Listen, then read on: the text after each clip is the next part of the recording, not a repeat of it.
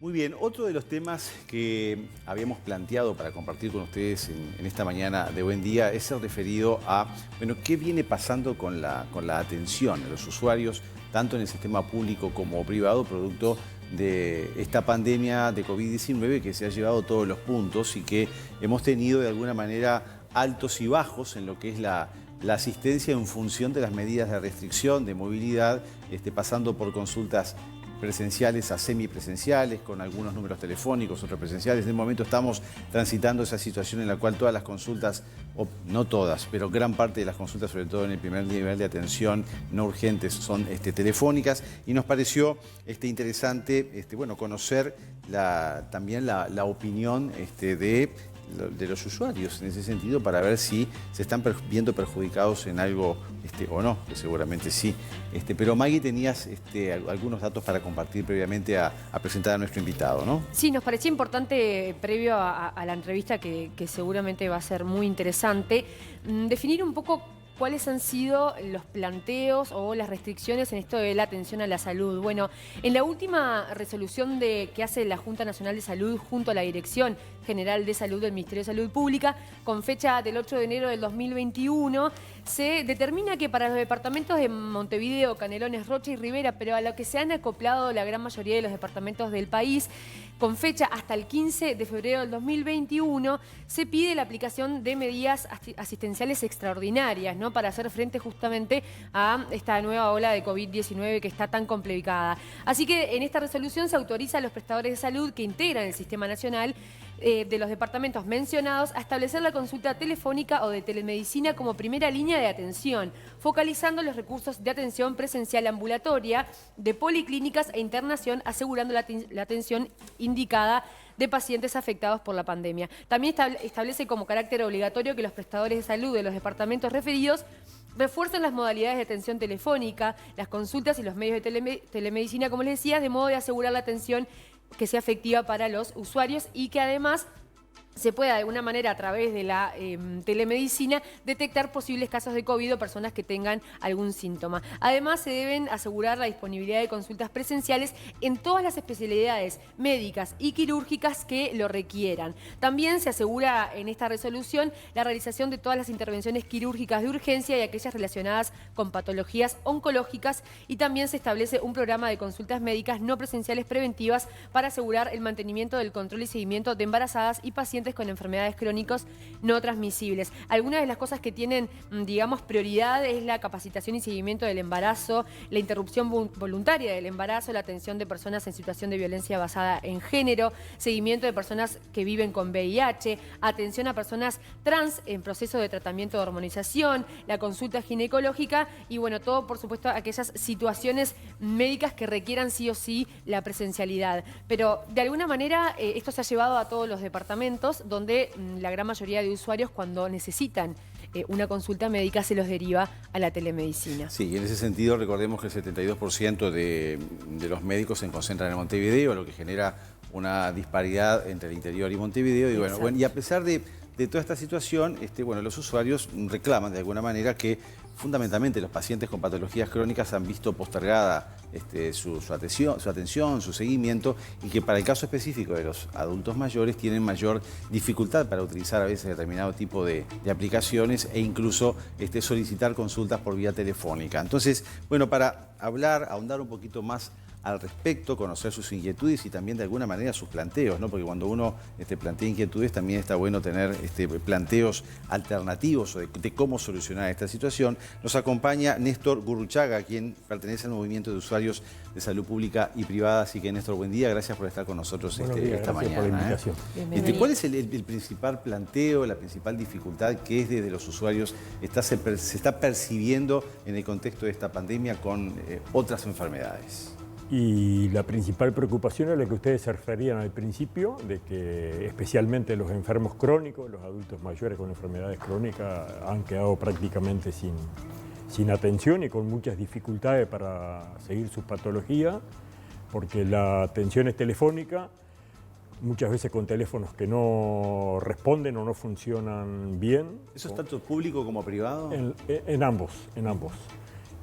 con falta de recursos humanos en algunos casos concretos como para atender eso, para repetir la medicación, no se está funcionando bien, sobre todo en el interior profundo, y eso se junta con algunas cosas en cuanto a que no está funcionando bien. Por ejemplo, ahora el departamento de Rocha entró en un estado de emergencia complicado, pero es bueno decir que ahí se junta con otra falla que tiene el sistema, que es el no funcionamiento de aquellos lugares donde hay representación social.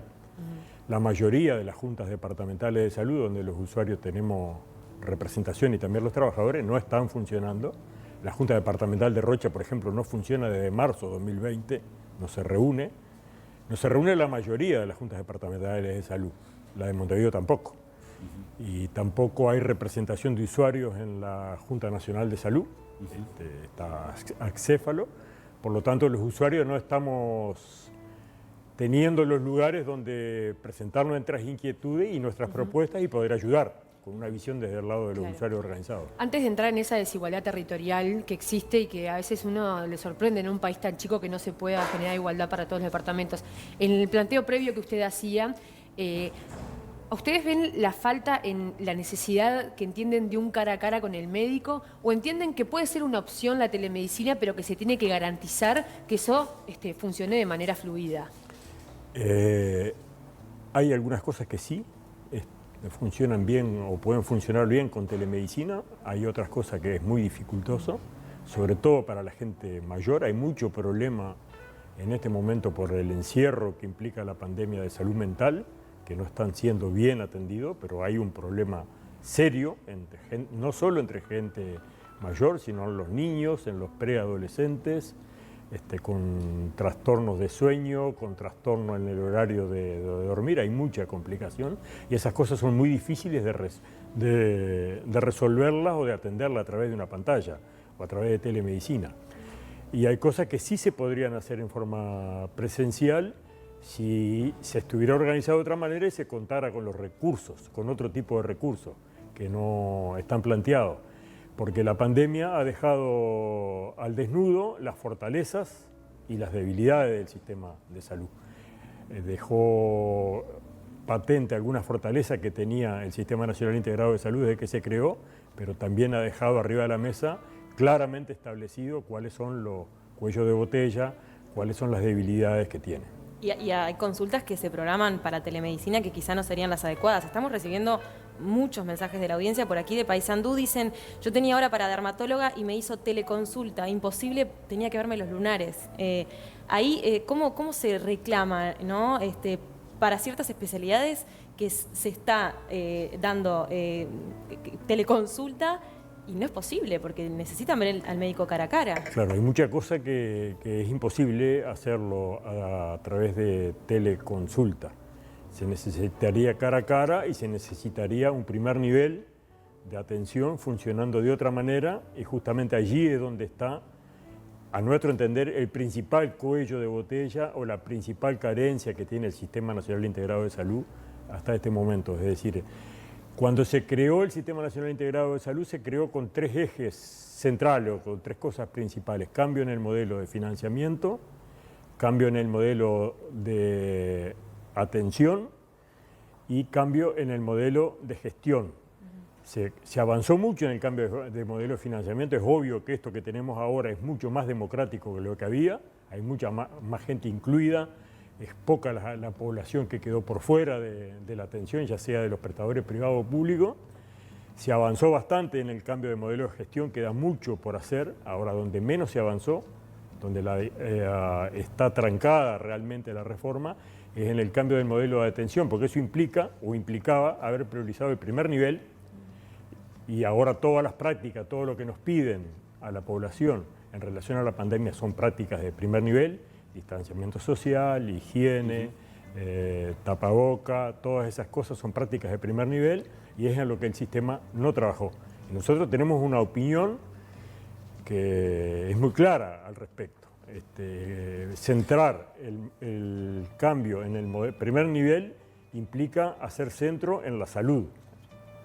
Claro. Y hacer Ahora, pero centro en la ¿cómo? salud Sí. es un cambio cultural importante y es un cambio social muy Pero importante. ¿cómo evitar la aglomeración en un centro de salud, que de alguna manera es lo que se busca evitar para evitar la transmisión del virus? O sea, me pregunto, porque yo qué sé, un paciente crónico, uno hablamos de patologías crónicas y siempre piensan aquellas más frecuentes en nuestro país, hipertensión, diabetes, etcétera, ¿no? Un paciente hipertenso, controlado, que sabe cuál es su medicación, que tiene la posibilidad, y creo que ahí puede ser la dificultad, de que telefónicamente puedan hacerle la repetición médica y conversar con el médico a ver si está todo bien. Hasta ahí no hay ningún problema. Los laboratorios siguen funcionando, hay estudios, o sea, estudios paraclínicos, electrocardiogramas se siguen haciendo. Ahora, a mí me llama un paciente y me dice, no, bueno, estoy desde ayer con un poco de falta de aire, se me hinchan las piernas, evidentemente yo no lo puedo ver, yo como médico estoy hablando con él y no lo puedo ver. Ahí existe la posibilidad de que vaya un médico de radio a verlo, o eventualmente esa persona se le sugiera o se le indique, bueno, vas a tener que trasladarte a un centro de salud o a una emergencia para que sea valorado. Después el manejo de lo que es la patología crónica, si está estabilizada y la persona tiene acceso a la medicación y tiene claro cuáles son los conceptos que hacen al mantenimiento de su salud, hasta ahí no habría problema. A mí, por ejemplo, sí me preocupa es de que haya gente que tenga que llamar por una repetición médica y no pueda comunicarse. Eso sí me preocupa. Muchas veces pasa. Ahí que está, no, eso que sí no me se, preocupa. que no se pueden El tema de comunicar. los lunares de la señora, yo me gustaría saber cuánto hace que tiene los lunares. Si son lunares que salieron ahora, si son lunares que le dijeron... O capaz que había tenía- agendado y le habían claro, dado... pero ahí está, o que tenía que controlarse de hace tiempo.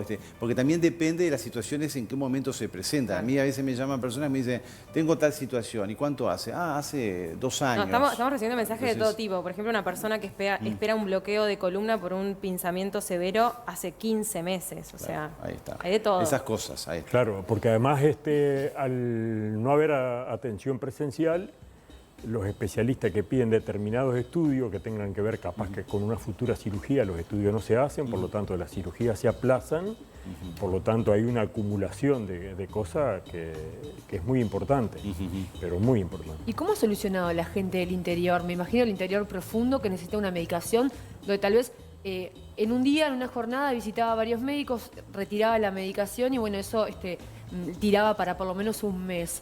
¿Cómo están solucionando eso? Y hay mucha gente que no lo está pudiendo solucionar. Y de vuelta, y tenemos pocos lugares donde poder discutirlo, poder plantearlo. No estamos en la Junta Nacional de Salud, no están funcionando las juntas departamentales de salud que están previstas por la ley, que tendrían que estar funcionando. Y volviendo un poquito a lo anterior, tal vez la aglomeración se podría haber evitado si se hubiera fortalecido realmente el primer nivel. Y esto sí es algo que a mí me interesa dejarlo claro. No se avanzó más en el primer nivel porque una buena parte de nuestro sistema de salud está altamente mercantilizado y para esa parte importante del sistema, su negocio no es la salud, es la enfermedad. Por lo tanto, si no hay una rectoría firme que controle, que los obligue a trabajar en el primer Te habla nivel... del sector privado ahí, ¿no? Más que nada. Del privado y en algunos casos del público también. En algunos casos del público también. Por ejemplo, tengo un ejemplo de hace pocos días de una familia numerosa, montevideana, del barrio del Cerro, donde uno de sus integrantes da COVID positivo. Son 9, 10 personas en el núcleo familiar y lo que le plantean, en vez de mandarle a alguien a que haga el hisopado a domicilio, que se trasladen, que prácticamente crucen todo Montevideo para... ahora, ¿eso qué es? ¿Tienen auto personal? ¿Esta familia tiene auto personal? No, no. El tema es que a veces tampoco es responsabilidad del funcionario, que capaz que no responde bien y que a veces terminamos los usuarios agarrando, y es un problema de recursos, de falta de recursos, de que el sistema no le ha dado los recursos que tienen la gente. Y en ACE hay una notoria falta de recursos, no estaban utilizando el personal suplente de enfermería, no estaban dando, esto ha cambiado un poco ahora. Y en la salud privada, recordemos, ahora no, ahora está funcionando, pero al principio de la pandemia no había esta situación, pero ya estaba la pandemia, ya había, y dieron seguro de paro, mandaron parte del personal al seguro de paro. Y muchas certificaciones, ¿no? Hoy justamente leíamos en El País que pusieron que en algunos lugares de ACE se llega hasta un 30% de la plantilla de trabajadores en algunos hospitales que están actualmente no, con ausentismo, ¿no? De distintas razones. Es un porcentaje realmente importante, 30%. Sí, la necesidad también, Dani, de, como decía él... También de descanso, ¿no? O sea, es un año que la paliza ha sido brutal. No, por supuesto, pero se generan los mecanismos para que todos los integrantes de un sistema, como el sistema de salud, tengan voz, ¿no? Sí. Y eso es lo que hace, digamos, este movimiento. Montevideo concentra el 72% de los médicos, del personal médico. Más que del personal médico, nosotros hablamos de recursos humanos. De recursos. Es decir, Montevideo, área metropolitana, con 45% de la población, concentra un 73% de recursos humanos en salud. Sí, será necesario tener representación en el interior, que es lo que no están logrando ustedes. Sí, tenemos un en este 27% para todo el resto de la República, y de ese 27 solo el 8% está al norte del Río Negro. Por lo tanto, es decir, en nuestro movimiento hay un dicho: nosotros tenemos local en 18 de Ejido, esquinaba la Intendencia, con compañeros que vienen de todo el país, cuando podíamos hacer reuniones presenciales. Este año no hemos podido, y el dicho de nuestro compañero es: si vivís cerca del Papa no hay problema. Cuando dicen cerca del Papa se refiere al monumento del Papa. Sí. Alrededor del monumento, ahora interior cada vez más lejos del Papa, es mucho más complicado, es un tema muy complejo de resolver. Es un tema que tiene que ver con el multiempleo en la zona. Es mucho más fácil tener 2 o 3 trabajos en la zona metropolitana que en el interior. Nosotros tenemos claro que es un problema que no se resuelve fácilmente ni rápidamente, pero queremos poner el tema arriba de la mesa porque en algún momento tiene que empezar un proceso que conduzca a resolver eso. ¿Y hablaron con el Ministerio de Salud o por lo menos con el presidente de ACE? Con el directorio de ACE sí tuvimos una reunión presencial ya hace un par de meses. Con el ministro actual solo tuvimos una reunión por pantalla hace un tiempo. Tenemos solicitada una reunión para discutir la representación social en la Junta Nacional de Salud, pero no hemos tenido respuesta. Bien. ¿Ustedes consideran que hay omisión? ¿Actualmente hay omisión de asistencia? ¿O se ha planteado ya a nivel legal, por ejemplo, algún tipo de reclamo por omisión asistencial? Sí, hay algunos casos en el interior, por ejemplo, cerca de la frontera, pacientes con problemas de infarto, ambulancias sin recurso humano, trasladado en vehículo particular que termina falleciendo. Y hay denuncias. Sí. O sea, pero son situaciones fuera de lo que es contexto pandemia, no vinculadas a limitaciones por la pandemia, sino que ya venían arrastrándose de antes. Claro. Sí. Lo que pasa es que hay gente que realmente la está pasando mal y hay fallecimientos que tienen que ver con la falta de atención, sí, sin duda, por la situación del sistema. Hay un mensaje para cerrar que me llama la atención, que dicen: en la ciudad de Artigas tuve que poner en todas las redes sociales que no nos atendían ni por teléfono ni emergencia, somos asmáticos crónicos, un asmático crónico, perdón, para que dieran número con medicina general y repetir la medicación. ¿Hasta dónde se puede aguantar para llegar al escrache, ¿no? ¿Cómo se puede intermediar para no llegar a ese punto de tener que denunciarlo en las redes sociales, aunque a veces quizás es necesario, o que nadie te lee? Lo principal es organizarse. Sí. Organizarse en el movimiento. Hay más de un movimiento en el nuestro, se llama Movimiento Nacional de Usuarios de Salud Pública y Privada, porque es la forma que tenemos de hacernos escuchar un poco más. ¿Yo, usuario, puedo acceder a este movimiento para que me guíen? Sí, claro. Tenemos una página web, tenemos un local, tenemos una dirección nacional que está compuesta por gente de todo el país, y generalmente gente mayor con dificultades para funcionar vía Zoom y no pudiendo hacer reuniones presenciales, pero tenemos ubicado las 3 o 4 cosas que para nosotros son las centrales a atacar para resolver no solo los casos de la pandemia, sino la situación del sistema integrado de salud en general. Néstor, muchas gracias por haber compartido con nosotros esta mañana. Gracias Suerte. a ustedes. Y bueno, suerte en las acciones, por el bien de todos, ¿no? Sí. Sin lugar a dudas.